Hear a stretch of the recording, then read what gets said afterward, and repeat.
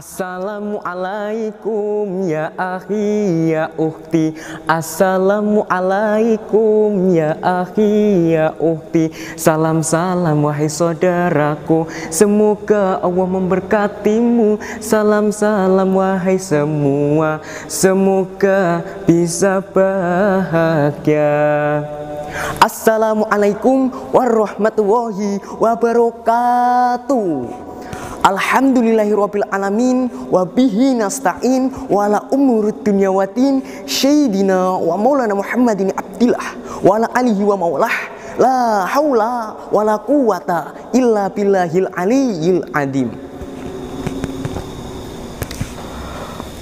Halo, apa kabar Dewan Juri yang selalu saya doakan di pagi hari di dalam hati?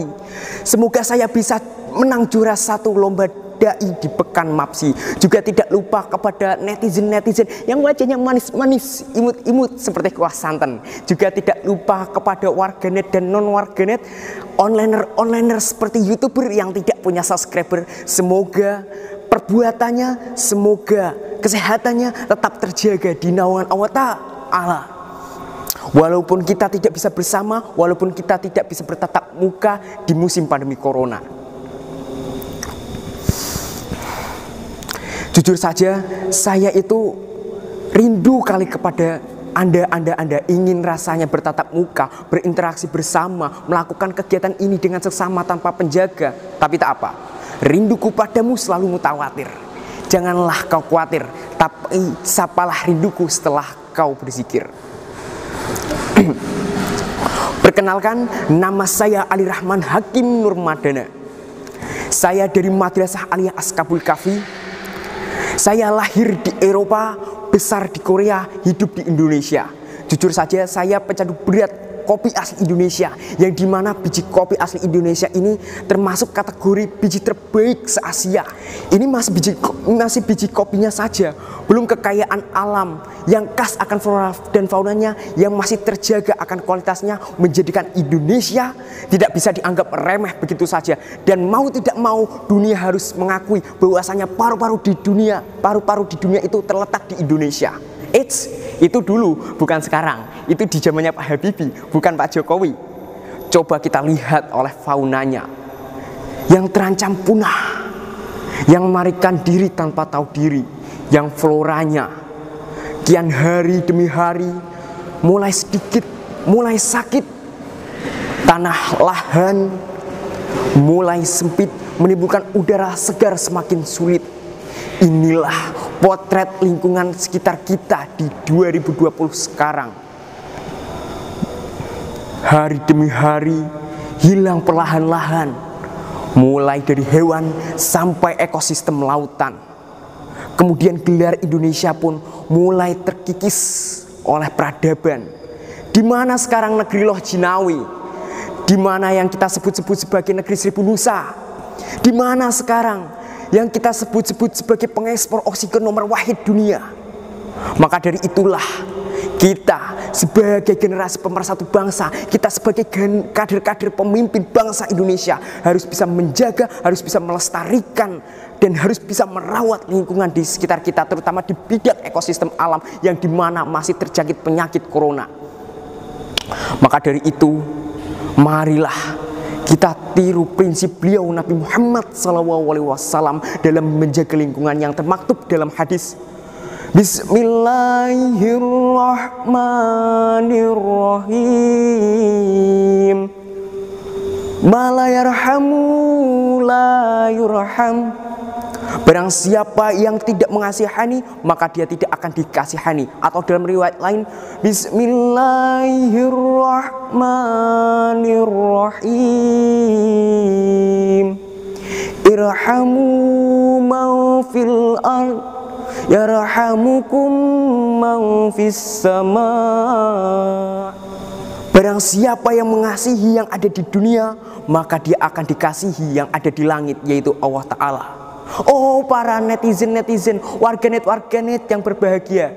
Jadi sudah barang tentu, kalau kita mengasihi, pasti kita akan menyayangi. Kalau kita sudah menyayangi, pasti kita akan mencintai. Dan inilah level yang tersulit bagi kita. Ketika kita sudah mencintai, pasti kita akan rela berkorban sampai mati, bahkan kita taruhkan nyawa kita, ya apa yang sudah kita cintai.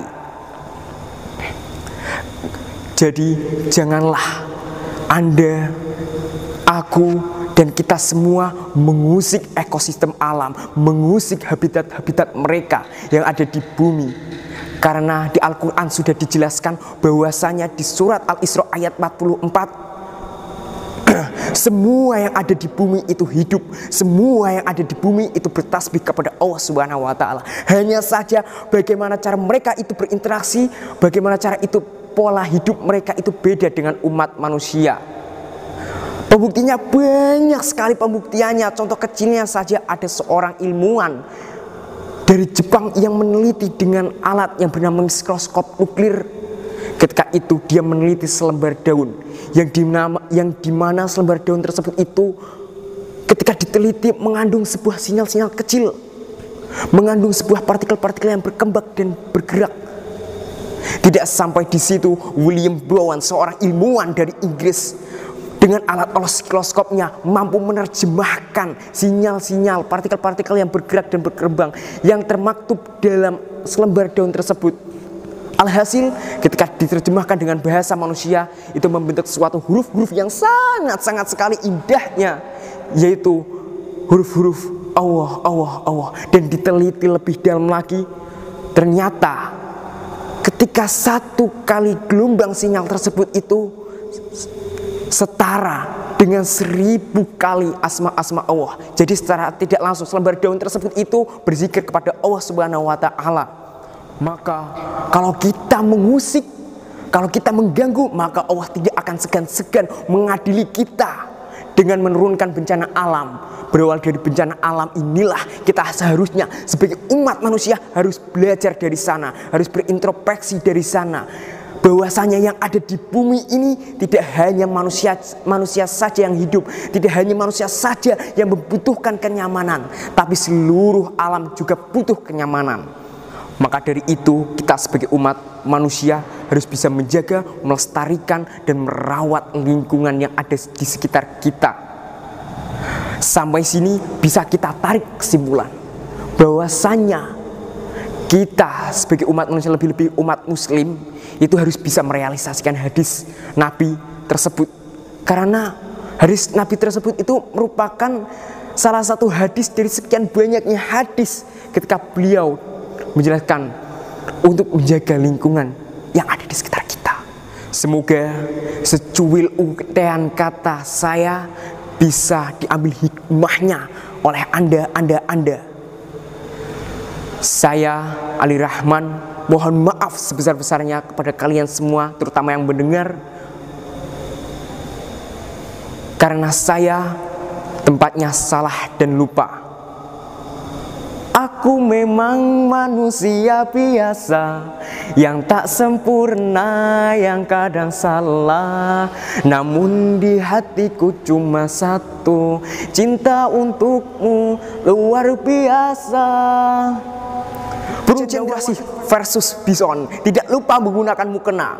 Terima kasih yang sudah menonton. Tepuk tangan buat kita semua.